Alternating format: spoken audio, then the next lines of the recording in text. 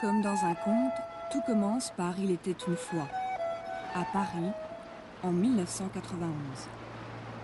Émeric et Tiffany allaient à la rencontre de celui qui a imaginé un monde où ils pourraient vivre sous la mer. L'architecte Jacques Rougerie. Cet héritier de Jules Verne qui transforme les rêves du capitaine Nemo en réalité a installé son centre de recherche sous-marine dans la péniche laboratoire où il vit et travaille à la réalisation de son programme Habiter la mer. L'architecte attendait dans l'espace aquatique installé à bord ce qu'il aime appeler les futurs mériens, ces enfants qui ne craindront plus les océans, mais y découvriront un nouvel espace à explorer où ils pourront s'épanouir. Habiter la mer, c'est un programme lancé en 1971. Il réunit une équipe pluridisciplinaire composée d'architectes, poètes, ingénieurs, biologistes et musiciens et donne naissance à une architecture révolutionnaire adaptée au monde sous-marin.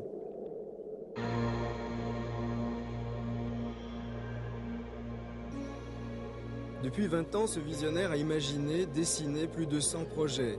Habitats, fermes aquacoles, centres de la mer, pour nous familiariser avec l'espace subaquatique et en faire un cadre de vie possible.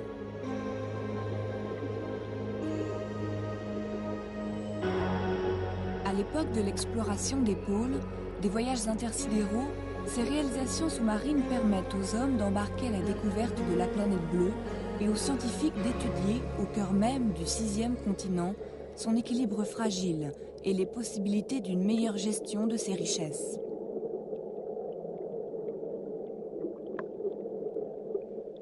Qu'est-ce que c'est ça? Des maisons? Ils ont trop de forme ces maisons. Bah oui, puisque c'est pour vivre sous la mer.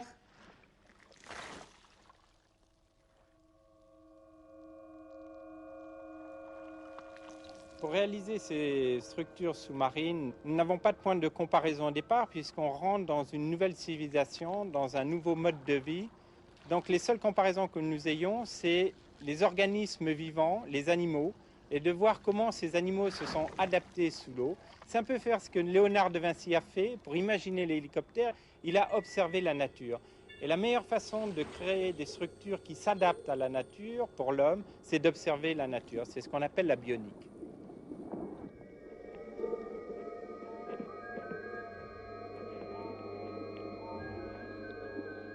1977, c'est l'année de Galatée, sa première construction sous-marine. Avec 56 tonnes d'acier immergées entre deux eaux, cet habitat permet à 6 aquanautes de vivre dans des conditions de confort et de sécurité tout à fait nouvelles dans ce type de pénétration du milieu sous-marin. Ils réalisent le pavillon de la mer de Saka, où se trouve aujourd'hui Galatée. Galatée qui précède une série d'autres habitats sous-marins comme Aqualab et Hippocampe. Rougerie expérimente lui-même Hippocampe en y séjournant plusieurs jours, comme à Noël 1981. Vous croyez vraiment que demain, il y aura une civilisation du sous-l'eau, Jacques Rougerie? Ah oui, Yves Mauzy, j'y crois fermement. La preuve en est autour de vous. Regardez ces travailleurs de la mer, c'est eux les futurs mériens, c'est eux les mériens d'aujourd'hui plus exactement. Mais pour le commun des mortels, pour moi, je ne sais pas, je suis pas forcé. Non, sincèrement, non. Je ne pense pas qu'à l'heure actuelle, il n'est pas question d'amener des gens qui n'ont jamais plongé dans des habitats sous-marins pressurisés. Ces habitations sous-marines sont réservées aux travailleurs de la mer dont je vous parlais tout à l'heure. Et donc, c'est pour fabriquer en quelque sorte pour eux des refuges pour séjourner momentanément sous l'eau pendant des temps de travaux. Installé sous la mer, l'architecte s'adonne à la contemplation des bulles d'air qui dansent vers la surface. Elle lui inspire Aquabulle, véritable refuge sous-marin de 2,50 m de diamètre, complètement transparent.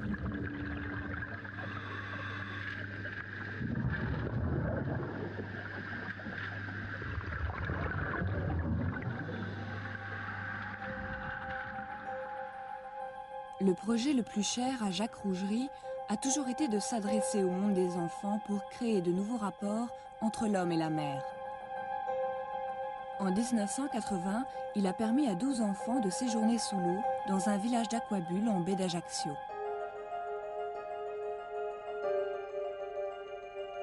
Il imagine pour eux une école flottante où les enfants éveilleront leur sens à la mer.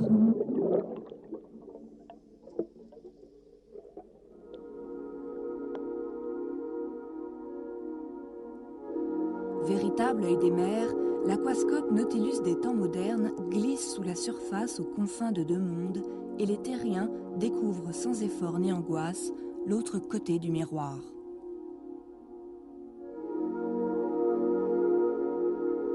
En 1985, c'est la traversée de l'Atlantique à bord d'un vaisseau prototype, à la fois voilier et sous-marin, l'Aquaspace.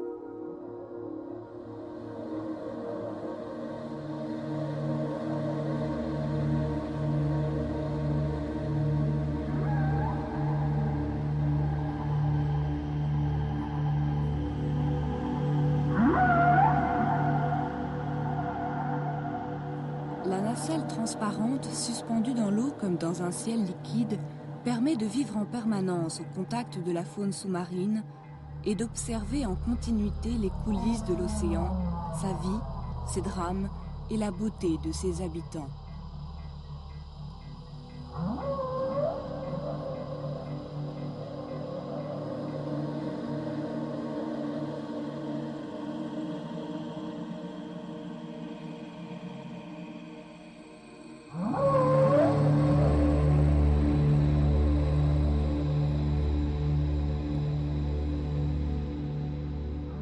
À bord de l'Aquaspace, Jean-Loup Chrétien retrouve des sensations voisines de celles qu'il a connues dans l'espace.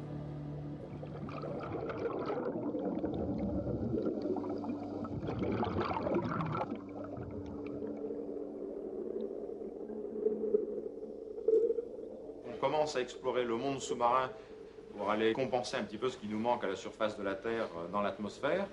Et on fait la même chose, on envisage de faire la même chose sur les planètes du système solaire.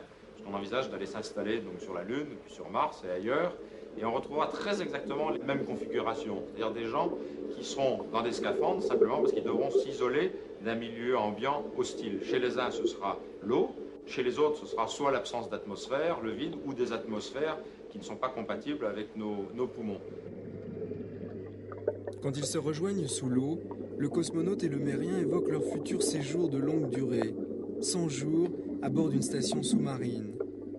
En décembre 1986, ils ont déjà réalisé une première mondiale en dialoguant en direct, l'un à bord de la station Mir, l'autre en Méditerranée.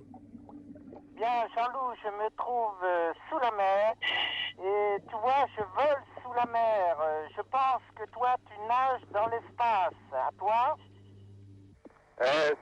Ça ressemble, mais il y a quand même une différence fondamentale qui est l'absence de pesanteur. Quand on est dans l'eau, on se tient effectivement entre la surface de l'eau et le fond de l'océan, mais on sent quand même l'attraction terrestre. Ici, évidemment, on en est complètement séparés, et c'est une différence fondamentale. La complicité entre les deux hommes les a amenés à imaginer cette arche de lumière, un vaisseau spatial à voile solaire. C'est de leur passion pour les milieux extrêmes qu'est née l'amitié entre Jacques Rougerie et Jean-Louis Etienne. On est des rêveurs accomplis qui fabriquons nos rêves. On a tous rêvé de partir dans l'espace, on a tous rêvé d'aller explorer le fond de la mer, on a tous rêvé d'aller dans les régions polaires. On rêve toujours d'aller où en fait les hommes ne vont pas en général, que ce sont des univers de rêve. Et donc je crois que déjà dans l'évocation onirique, ils sont très importants. Ensuite, est-ce qu'ils serviront l'homme pour sa survie sur Terre? Je crois qu'il faut les conserver comme espace tampon. Il faut que l'homme apprenne à vivre là où il est normalement. Et ces zones-là que nous côtoyons, qui sont un peu extrêmes, sont peut-être des zones de monde à l'état originel. Et je dirais que c'est la référence du monde tel qu'il est né.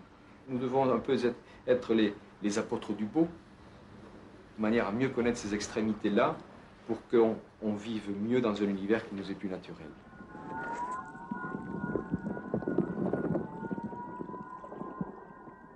Une civilisation des Mériens ne passe pas uniquement par l'architecture. D'autres modes d'expression esthétiques comme les concerts subaquatiques de Michel Rodolphi doivent y trouver leur place.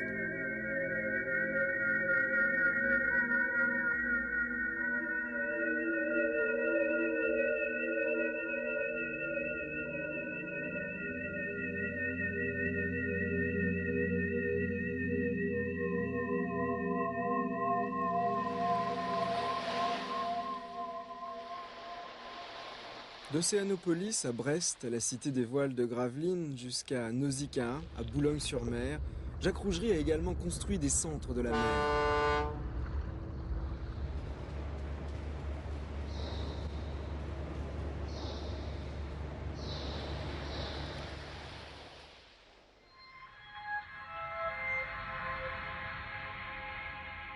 Nausicaa, avec ses 20 000 mètres carrés d'exposition consacrés à la connaissance des océans, est le fruit de toutes les expériences et de toutes les recherches sous-marines menées par l'architecte depuis 20 ans.